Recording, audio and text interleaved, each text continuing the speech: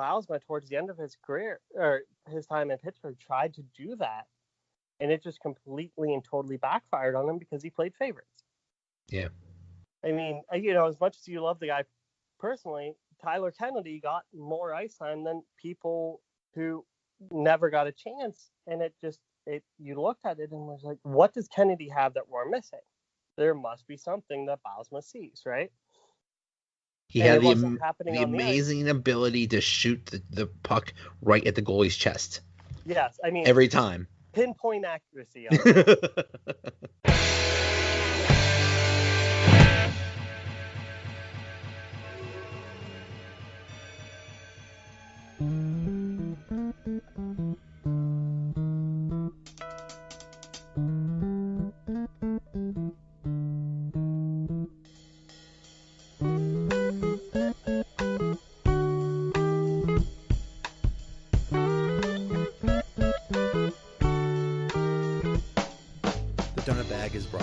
Foco.com. The holiday season is here, and Foco has all kinds of unique Pittsburgh Pirates, Steelers, and Penguins items. They're the perfect gift for all sports fans.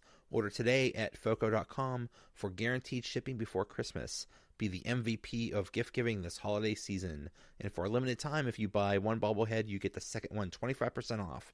That's www.foco.com, Foco.com. What's going on, everybody? Welcome to another episode of the Donut Bag, part of the Pulse Podcast Network and the Pod Hub Network. In this episode, I talked to Nick Vucic of Pens Labyrinth about what the heck is wrong with the Penguins. The Donut Bag starts right now. Penguins have been better lately, but just came off of a horrible loss to the Anaheim Ducks. With me to talk about it is Nick Vucic from Pens Labyrinth. How you doing, Nick? Not too bad. How are you today? We are great. Not so great as the Penguins. Oh man, they just look so bad against the Ducks. I mean, they started out great, nice 2-0 lead, and then it just went.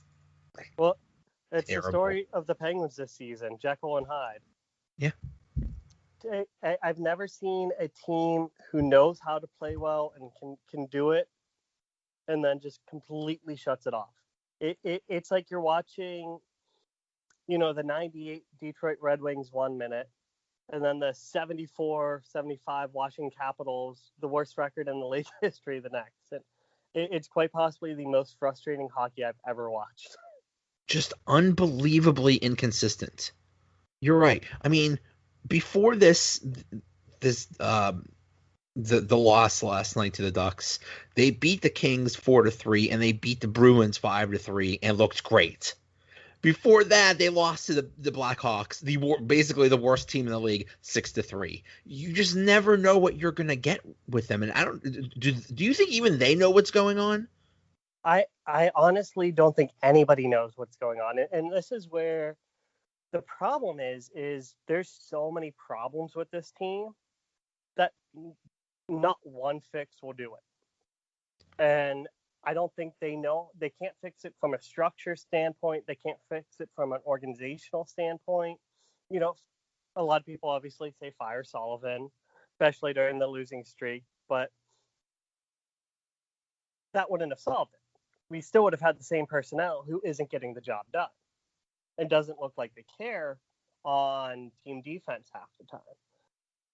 Or if you trade Kessel or you trade Murray, or even if you got rid of Jack Johnson, which I still think would help the team improve, you're still stranded with a team that refuses to play any kind of neutral zone defense and absolutely no team defense throughout parts of games. And I'm at a loss because, frankly, I'll watch this team and I'll say, well, if they do that, and then I'll have a list of 15 different things I'll have to do to even have a competitive game. And we know they can do it. This is the frustrating part. Is, like you said, against the Kings and Bruins, they showed they can step up to the plate, play a consistent 60 minutes, and beat better teams. But it's just they're not doing it all the time, and they're not playing 60 minutes most games. So I think they should be thrilled they're where they're at in the standings at this point in the season because they haven't completely shot themselves in the foot. But if they keep playing like this, they'll be fighting for their playoff life the entire season. Yeah.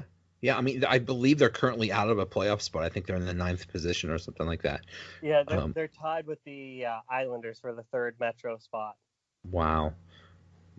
I like this quote from Evgeny Malkin. I think it's our problem this year. Like, we score a couple goals and we try, like, play casually, We need to understand we play against a good team and they try to come back. We play at home. We need to control game. We take a couple of bad penalties and they change the game quick. That basically sums it up. It's like they get the lead. They do enough to get the lead. And then I think I saw they've had 8 leads of at least 2 goals that they've blown this year. I'm surprised it wouldn't be more. Yeah. It feels like it's every other game. Yeah. But yeah, I think Gino's spot on. I mean, one problem with that is, he's one of the ones taking a lot of those penalties. And I love Gino, don't get me wrong. He still needs to get that part of his game under control. But it's one of those things where I think we talked about it last time that they have trouble getting up for certain games. And when they do get up, they don't feel they have to maintain it. And they don't have the strong enough roster, at least in my opinion, they don't have the strong enough roster to be able to casually play and let things slide. I mean, especially, if Letang's out, Schultz is out still, that's a lot of defensive firepower you're missing. And, the Penguins of old would be able to come back, get a power play chance, and stay in the game if they started to let things slip. That's not the case now. So they kind of are still very much a team with a fluid identity, trying to figure out where they fit in a league that's gotten faster, in a league that's gotten more difficult to play against in front of the net, more difficult to get shots on net. And it's one of those things where the game is almost passing them by at times because they'll turn over the puck and the other team will be gone on a breakaway to the net. And they're like, well, we can't really stop them. Or they'll get walked through on defense like they did the other day. I think the Chicago game, yeah. I forget who it was in that game, but they got walked through pretty good.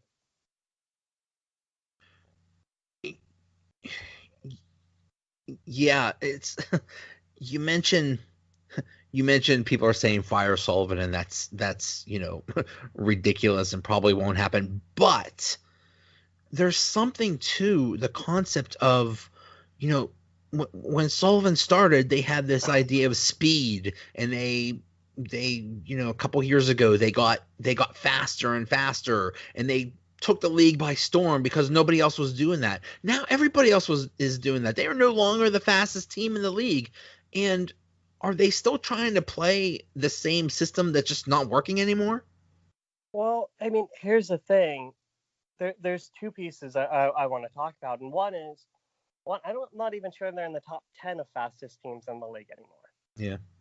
I mean, I think seeing what the Capitals did to them last playoffs pretty much cemented that. I mean, the Capitals were the faster team up and down the ice, especially, players like Kuznetsov just ran wild all over the Penguins last year.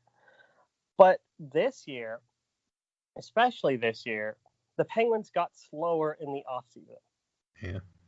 And by all means, that had to have some level of intentionality, right? They got Johnson, they got Collin. Not that Collin's not, been stepping up, and I think he's been playing pretty good considering, where the expectations were. But he's still not, a spry chicken. He's not the youngest guy anymore, and he doesn't have the wheels. And then you add somebody like Jack Johnson, who's at fastest an anchor, and you're going to rely on making long breakout passes, which this team just can't handle.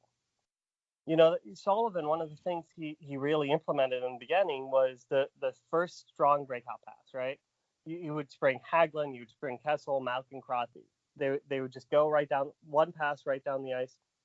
You'd be in the zone with the scoring opportunity. They can't do that anymore because, one, teams are expecting it, and two, they don't have the personnel who's able to get that pass to that player at the time. I mean, especially when Letang's out, he's, good with carrying the puck, and he still is probably the best passer on defense, but you have somebody like Johnson, who one of the few things they bragged about when they signed him was his ability to make that first pass.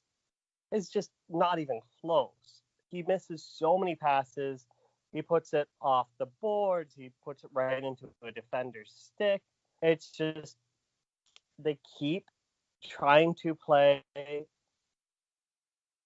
style that just doesn't suit the construction of this roster. And like I said, I don't know how they fix that because it's not one player.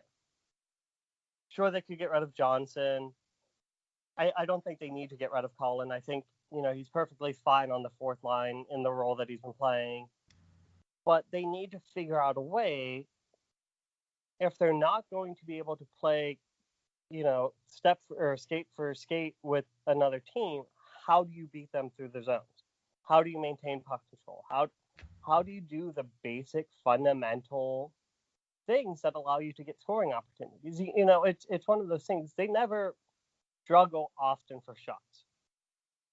And when they do, it's usually, 1 or 2 games, and then they're back to 30-plus shots. They know how to get the puck on net.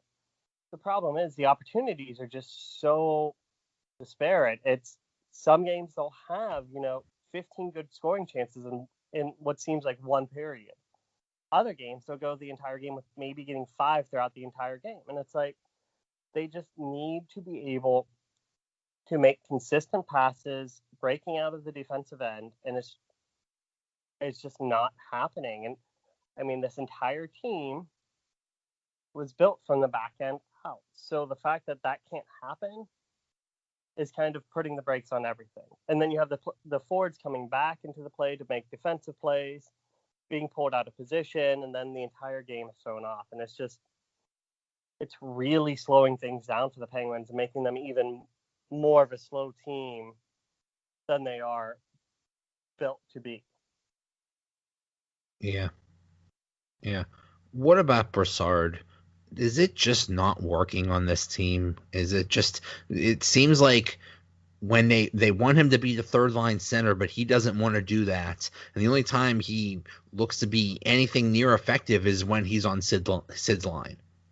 Yeah, that's a hard one to figure out because nobody has anything really against him as a player. Like, I mean, he's not, like, there's not the rumors like there were with Sprong, right? That he wasn't a team player, right? That nobody wanted to drive him to practice, which is still incredible. But, with Brassard, he's a guy we all had high hopes for. And I think that's part of it is, one, he's not a third line center. He's a second line center. And on most teams, the differences between those roles are so big.